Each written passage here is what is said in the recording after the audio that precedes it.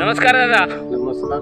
मला तुमचं पूर्ण नाव, गाव, तालुका आणि जिल्हा सांगा. अरे गाव गंगाराम दवडे, हां, गाव पोखरी, तालुका पारनेर, जिल्हा अहिल्यानगर. हां, तर दादा आता आपण आपल्या टोमॅटोच्या प्लॉटमध्ये आले बरोबर.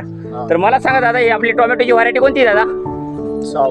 हा, साऊ व्हरायटी बरोबर. हा. तर साधारणतः किती महिन्याचा प्लॉट झाला आहे दादा? 2 महिन्याचा. हा, 2 महिन्याचा प्लॉट आता कम्प्लीट झालाय बरोबर. हा. तर टोमॅटो या पिकासाठी तुम्ही यावर्षी थोडासा बदल करून आपली जी ऑर्गॅनिक कार्बनयुक्त दाणेदार खतं आहेत त्याच्यामध्ये गोदावरी, कृषी समृद्धी, सिलिकॉन, पीडीएम पोटॅश, प्रोम आणि कृषी मॅक्स बरोबर, ही तुम्ही काय केलेली, ज्या पिरियडला आपण बेड भरतो त्या पिरियडला तुम्ही ती बेडमध्ये टाकलेली बरोबर.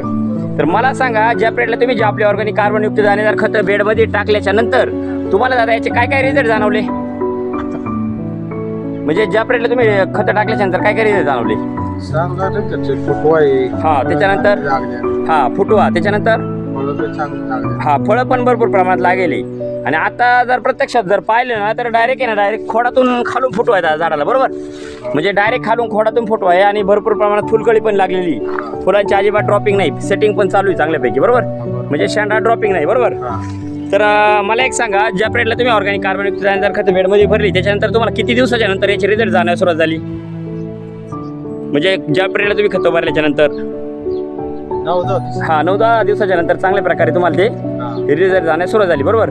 तर मला एक सांगा, आपली जी ऑर्गॅनिक कार्बनयुक्त दाणेदार खतं आहेत ही वापरून तुम्ही समाधानी आहात? धन्यवाद तुम्ही दिलेल्या माहितीबद्दल.